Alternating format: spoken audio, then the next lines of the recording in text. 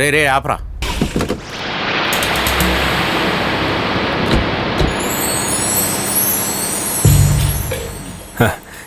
ఏంటన్నా హోటల్ని కొత్తగా చూస్తున్నావా ఏంటి? గత 10 సంవత్సరాలుగా నేను ఈ హోటల్ని చూస్తున్నాను రా, కానీ ఇంత అందంగా నేను ఇంతవరకు చూడలేదురా. సొంతం అయితే ఇంకా చాలా అందంగా ఉంటుంది. కానీ ఏం చేస్తాం, ఇంత అందమైన బిల్డింగ్ పక్కన అసహ్యంగా ఒక చిన్న కొట్టుంది కదరా.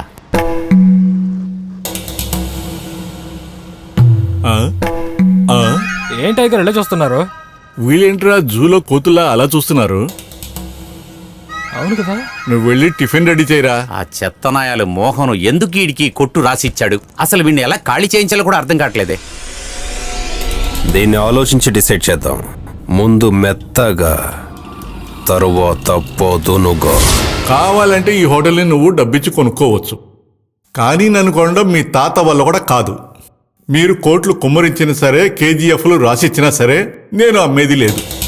ఇదిగో చూడండి, మోహన్ సార్ నాకు దేవుళ్ళంటివాడు. నా మీద అభిమానంతో ఇచ్చిన స్థలం ఇది. నేను రోజు దైవంలా ఆయన్ని పూజించే దేవాలయం ఆ హోటల్. అర్థమైందా? ఎవరైనా సరే దేవాలయాన్ని అమ్ముతారా? అలాంటి ఆలోచన ఏదైనా ఉంటే మీరు మార్చుకోండి. చందు రారా. వీడిని ఇక్కడి నుంచి తొందరగా పంపించలేం. మన తెలివిని కాస్త ఉపయోగించినందుకే కోట్ల విలువైన హోటల్ని చేజెక్కించుకున్నాం. ఆఫ్టర్ ఆల్ ఈ 3 సెంట్ల అంగడి ఎంత పని?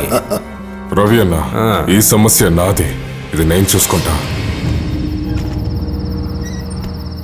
రోజు పొద్దున్నే ఎందుకురా లేటుగా వస్తావు? రోజు రాత్రి లేట్ కదా వెళ్తున్నాను, దాని గురించి ఎవరు అడగట్లేదు. ముందు తలుపులు ముయ్యరా. నేను అడిగితే ఇష్టానికి సమాధానం చెప్పండి.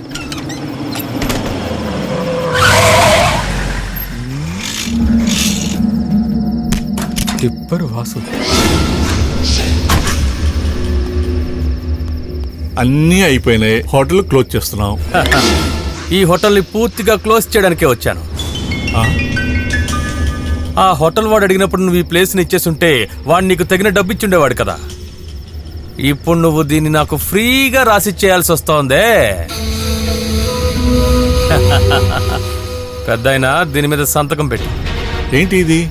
ఈ హోటల్ ఉంది కదా, ఈ స్థలం, ఈ పత్రాలు ఇచ్చిన వాళ్ళకి ఈ స్థలాన్ని నా అంతట నేనే రాసిస్తున్నాను, దానికి అడ్వాన్స్ తీసుకున్నాను అని ఇందులో రాసుంది.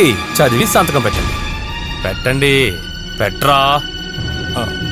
నా ప్రాణం పోయినా నేను సంతకం పెట్టను.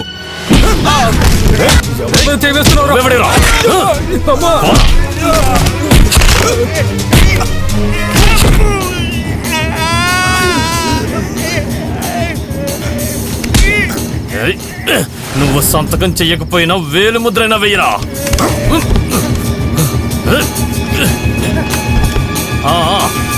ఇక్కడ దీని గురించి ఎవరితోనైనా చెప్పినా లేక పోలీస్ కంప్లైంట్ ఇచ్చినా నా టిప్పర్ లారీతో గుద్ది చంపేస్తాను. అర్థమైందా?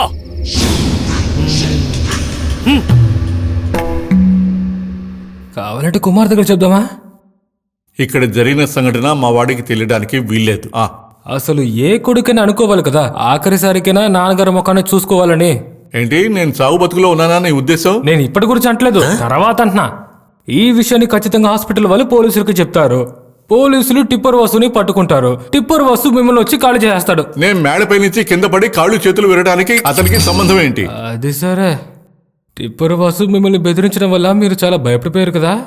మీరు ఎలా కుమార్కి నాన్నగారులా ఉన్నారు? రేయ్ చందు, పోయినసారి వాడు ఇక్కడికి వచ్చినప్పుడు కాళ్ళు చేతులు పట్టుకుని బతిలాడి వాడిని పంపించా. వాడు అక్కడ ఎలాంటి సమస్యలు గొడవ లేకుండా ప్రశాంతంగా ఉన్నాడు. నాకు ఏమైనా జరిగితే వాడు ఊరికే ఉండడు. వాడు ఇక్కడికి వస్తే లేనిపోని సమస్యలు వస్తాయి. వాడిని చెప్పకూడదు తినమంటావా?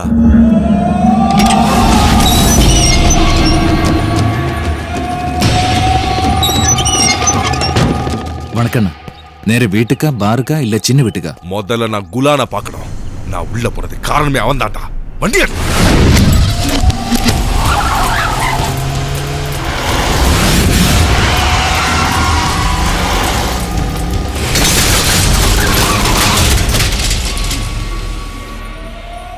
ఓరి దేవుడా, వీడు జైలు నుంచి వచ్చేసాడా? எங்கடா குலான்? சொல்றா, அவன் எங்க இருக்கா? ఇలా చూడు ముక్కుపుడ కన్నయ్య, జరిగిందేదో జరిగిపోయింది. అలా కూర్చుని ఒక దోశ తిని అన్ని మర్చిపో. மறக்கணுமா? எந்நேரம் மாசம் ஜெயில போட்டால குலான் அவனை நான் மறக்கணுமா? எங்கடா குலான்? தெரியாது. தெரியாதா?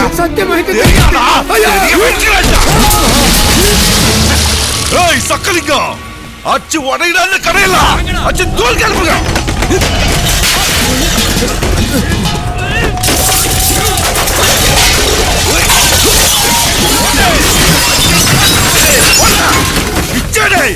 ముక్కుపుడు కన్నయ్య ఇలా చేయకండి. మరి ఏంట్రా సమస్య? గగన్ ఎక్కడికి వెళ్ళాడు? ఈ జన్మకి వాడు నేర్చుకోలేని పనులని నేర్చుకోవడానికి వెళ్ళాడు. అలాంటి అంటే ఏంట్రా? డాన్స్. దేవుడా, డాన్సా? చావడానికంటే ముందు డాన్స్ నేర్చుకుని అందరి ముందర అరంగేట్రం చేస్తానని అందరి ముందు శబ్దం చేశాడు. ఓ, ఇంకా ఎన్ని ఘోరాలు చూడాలో ఏమిటో భగవంతుడా.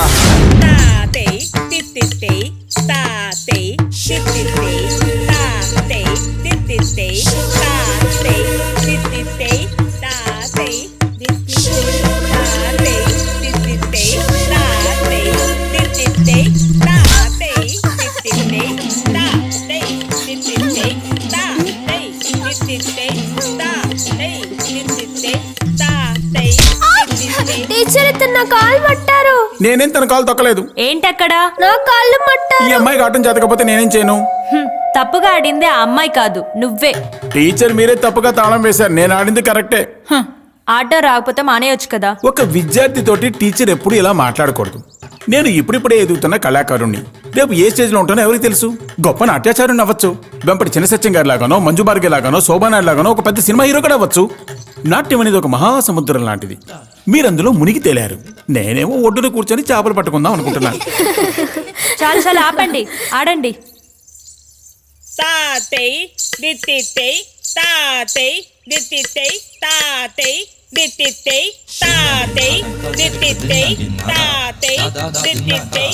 ఆపండి. టీచర్, మీ డాన్స్ స్కూల్లో చేర్చాను. నా కూతురు కాలు చూడండి. చూసారా ఎలా కట్టుకట్టారో? చెప్పమ్మా, ఇక్కడున్న వాళ్ళు ఎవరు నీ కాలు విరగొట్టింది?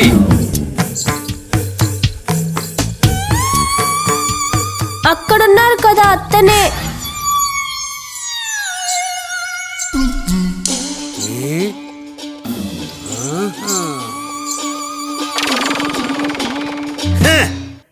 ఎవరు? వీడా పిల్లాడు. ఏంటి టీచర్ ఇది? ఏనుగుని తీసుకొచ్చి మేక పిల్లల గుంపు దగ్గర కట్టేశారు. ఇతనికి వేరే పనే లేదా? ఇక్కడికి వచ్చి బఫూన్ వేషాలు వేస్తున్నాడు. మీరు నన్ను పట్టుకుని అంత మాట అనకండి అన్న. మీ అమ్మాయికి భరతనాట్యం నేర్పించి గొప్ప స్థాయిలో చూడాలన్న కోరిక మీకుంది. అవును. అలాంటి కోరికే మా అమ్మ నాన్నకు కూడా ఉండేది. మా అమ్మ కోరిక తీరకుండానే ఆవిడ చనిపోయింది. మా నాన్న బతికుండగానే ఆయన కోరిక నెరవేర్చాలని రాత్రి మూడులో కష్టపడుతున్నా. ఎంత కాదనుకున్నా మేమందరూ పిల్లలమేగా. పిల్లల్లో ఇటువంటివన్నీ సహజమే కదా. మీరే చూస్తారుగా, ఏదో ఒక రోజు ఈ ప్రపంచంలోనే పెద్ద డాన్సర్ అవుతాను. ఇది సత్యం. ఖచ్చితంగా జరుగుతుంది. ఫోన్ మోగిందిగా. ఏంట్రా? గగను, ఆ ముక్కుపుడక రాజా అన్నిటిని పగలగొట్టి ధ్వంసం చేస్తున్నాడు. నువ్వు తొందరగా రా. నేను వెంటనే వస్తాను. టీచర్, ఈ రోజు నాకు లీవ్ కావాలి. నా బిజినెస్ స్పాట్ లో ఒక చిన్న సమస్య, నేను వెళ్ళి సాల్వ్ చేసుకుని వస్తాను. Thank you. అయ్యి మర్చిపోయాను.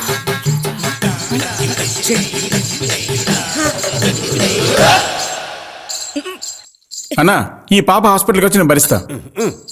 ఇతన్ని ఎక్కడి నుంచి పట్టుకొచ్చారు టీచర్?